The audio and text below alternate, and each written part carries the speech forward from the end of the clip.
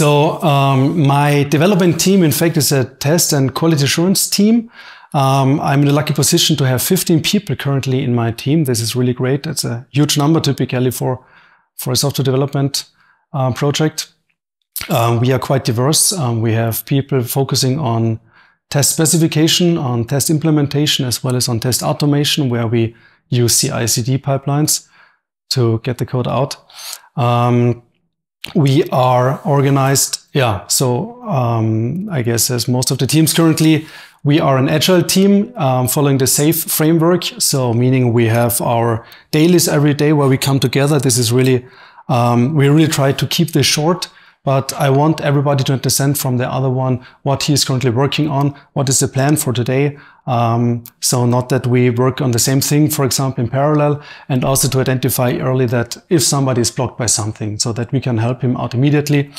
What else is really great in the team from organizational point of view is our retrospectives. We really try to identify in every retrospective. So one sprint for us is 3 weeks. So after 3 weeks, we have a retrospective where we try to identify something which we want to change. And the great thing is we always find something to change. If this is a good or bad change, this we will see then in the next sprint. We try to monitor this and track and see how this influences our way of work, if it speeds us up or slows us down. But we try to change something at least. So this is really cool.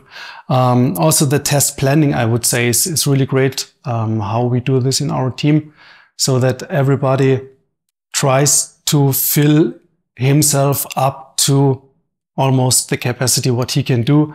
Of course, we need to have small buffers always for bugs which are coming in or other unforeseen development tasks which we have to do. But yeah, in this sprint planning, this works out quite well.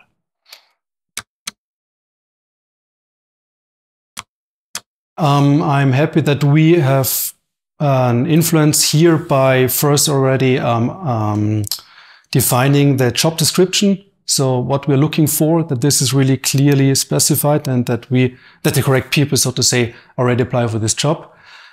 Then our interview, I would say they are we try to keep them small and nice, comfortable for the one who gets interviewed. Of course, we want to understand if he is capable of doing the job. So we have some questions to him from a technical point of view, but I think this is not too tricky. So this should be possible to do. And the other big thing for us is, of course, the personal level. So somebody with a big knowledge on technology is, of course, very valuable for the team, but he has to be part of the team at the end, because we already saw that if somebody cannot contribute to the team and can't give his know-how to the others, then this again more slows us down than speeds us up. So we really have a look there too, that this all fits together in the whole in this whole environment, so to say. For the onboarding itself, we have already some trainings and material for newcomers so that they have a really quick startup. I would say what we are doing is quite challenging. We have to understand a lot of specifications. It's very technical. We have ISO standards, which we have to understand. We have lots of interaction between different systems. There are many ways how we can make our life very hard by doing things wrong. So we understand that the ramp-up time really takes its time, and a new employee gets this time. This is quite important to us. Another thing we do is also a mentoring. So for the first weeks, a new employee gets a mentor where he can go directly to and ask questions and try to understand. And typically a new employee gets then, so to say, beginner tasks where he can try out different things and understand if what he's changing in the code, if this is working as he would expect. We are reviewing this. We really try to take the time here to ramp somebody up quickly. And this is from everybody in the team. So not only the one who is mentoring this one, but the whole team really wants to help new employees here to get to speed up as quickly as possible, because we understand that the sooner the new one is part of the team, the sooner he can contribute and help us then make our lives easier.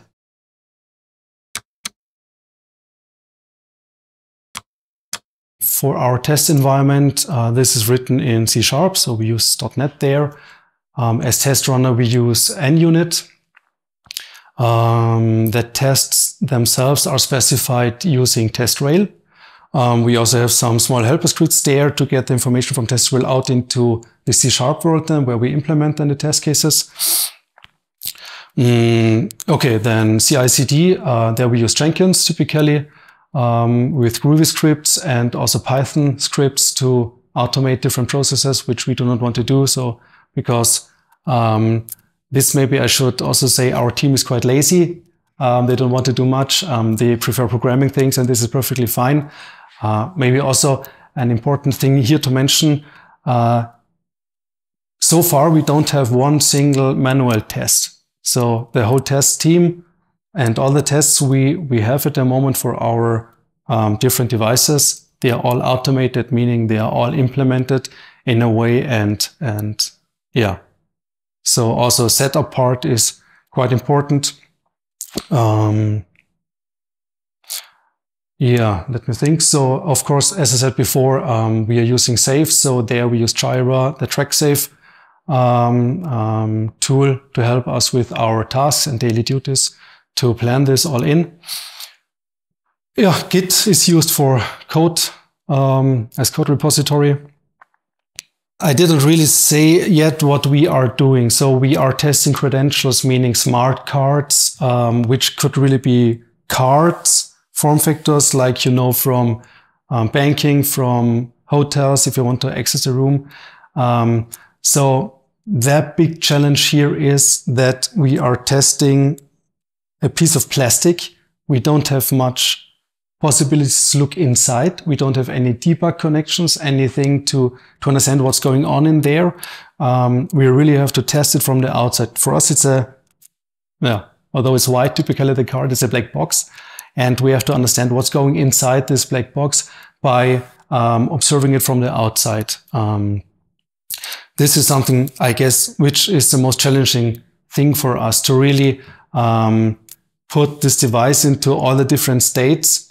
And typically the positive states are not the issue, but as we have a security critical product here, and also hackers, of course, want to attack these cards, we have to also ensure that in the negative case, meaning if you misuse the card, if you use wrong commands, or the correct command with wrong data, or the wrong flow of commands, or whatever you could do to this card, because we have no protection there. We cannot say, don't touch me in a way or something.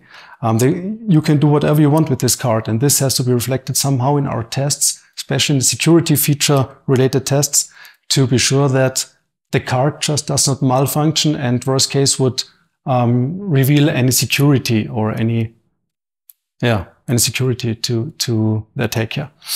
And I guess this is the most challenging thing for us to do this. Yeah, okay, there are other things. Another interesting thing, also a challenge, is in case of an error of this card, the way how we can reset the state of the smart card in a way that subsequent tests are functioning again. So as I said, all of our tests currently are automated. We are running this in CI/CD with Jenkins.